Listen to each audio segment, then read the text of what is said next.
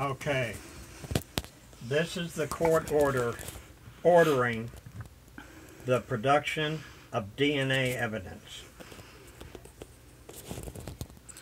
Can you get that? I can try.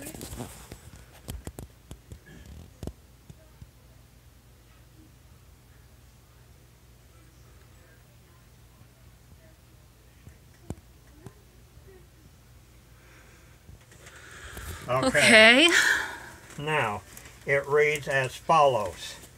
Upon all the proceedings, files, and recordings had, it is ordered that the defendant, Glenn Davis, 112952, shall appear before the Milwaukee County Jail nurse on duty and as soon as possible submit for the purpose of obtaining blood, saliva, head, hair, and pubic hair samples from his persons, and here is the key part of this piece of evidence, and said samples to be taken to the Wisconsin State Crime Laboratory for the purpose of investigation and comparison in the above captioned case.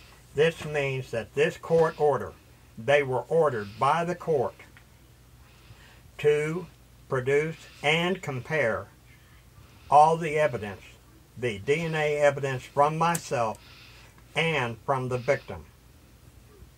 According to Paul Tippin and Laura Arbuckle, this was never done. That is a violation of this court's order and a felony in the state of Wisconsin. Please continue. Now, Laura Arbuckle said there was no evidence. On transcript, 3 times, there was no evidence. You just saw that I had read the evidence in this criminal conviction. There was 15 points of evidence besides the DNA, and there was no evidence, huh? Laura Arbuckle lied in court. That means that, number one, Laura Arbuckle's entire testimony now has to be suppressed because she lied 3 times on transcript. Number two, according to the alleged victim that stated that it was me that committed this crime, and the last time that I supposedly had committed this sexual intercourse, what Laura Arbuckle called the up and down thing, was the night before I was arrested, and the girl's hymen was still intact. That means that the victim lied about who it was that did it, and when the last time that it happened, and how many times it had been happening, which means her entire testimony and entire statement to the court to the school officials and to the sensitive crimes detectives now has to be suppressed, and neither one of Laura Arbuckle's testimony through the entire court nor can the victim's testimony be used any further in any process, in any way, in any shape, in any form. False in uno, false in omnibus. False in one thing, false in all things. One lie is enough to deprive any witness of any credibility. Period. Now, Mr. Davis, just one question. Go ahead. Since obviously there was no DNA evidence, there was obviously no scarring, and the girl's hymen, didn't grow back, and no rape kit came back with no semen and no DNA evidence, how in the world are you guilty of this heinous crime? I'm about ready to get to that.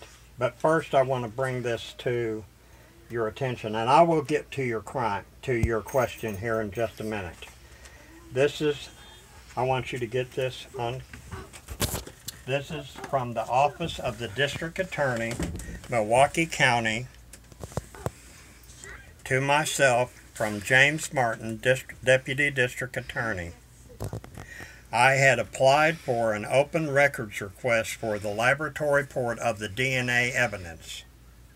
Now, it reads, we located the district attorney file for your sexual assault conviction in Milwaukee County Circuit Court case number 97 CF 002482.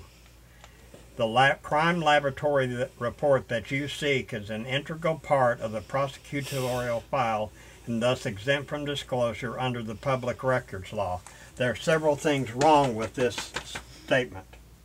According to Laura Arbuckle and Paul Tiffin, according to the head of the DNA task force, and Paul Tiffin, they said that the DNA evidence was never examined. Now, if the DNA evidence was never examined, how do you account for the fact that the Laura Arbuckle's own statement to the court on transcript said that the DNA evidence, while it didn't prove me guilty, it didn't prove me innocent either. However, if she was able to get that DNA evidence, where is the DNA evidence? Point number 2. I asked for the crime laboratory report of the DNA match or non-match of the DNA evidence. And James Martin, Deputy District Attorney, stated, the crime laboratory report that you seek is an integral part of the prosecutorial file. If the DNA was never examined, how did he get that report? Now,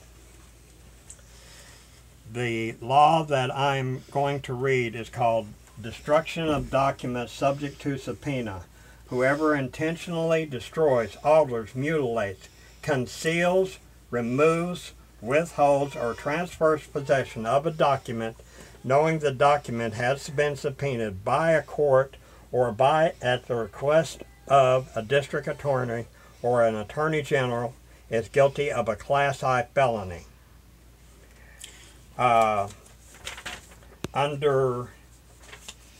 Under Wisconsin criminal, this is a criminal statute, 946.60. Destruction of documents subject to subpoena. This is also a criminal law, 946.72, tampering with public records and notice. Whoever with intent to injure or defraud, destroys, damages, removes, conceals any public record is guilty of a Class H felony. Whoever intentionally damages, alters, removes, or conceals any public notice posted by and authorized by law before the expiration of the time which the notice was posted is guilty of a Class B misdemeanor. In other words, what I'm saying is they tampered with criminal evidence and records, and right there is the criminal law behind it. Now, you asked me a question once before, and that was? That was, if all of this is true, why are you still on the sex offenders list of people, and why do they state that you are guilty of this when you have so much evidence that proves you innocent? Because the reason that the problem that I've been having was that once I saw that the DNA evidence was not going to be produced, I knew that I was fighting against a stacked deck. That's number one. I knew that there was no way that I could prove my innocence because all of this evidence that I got right now, I did not have before me. The only thing I knew was that the victim, Hyman, was intact. And they were going to supposedly introduce a expert to show how a victim's hymen could grow back. I knew because I read the victim's statement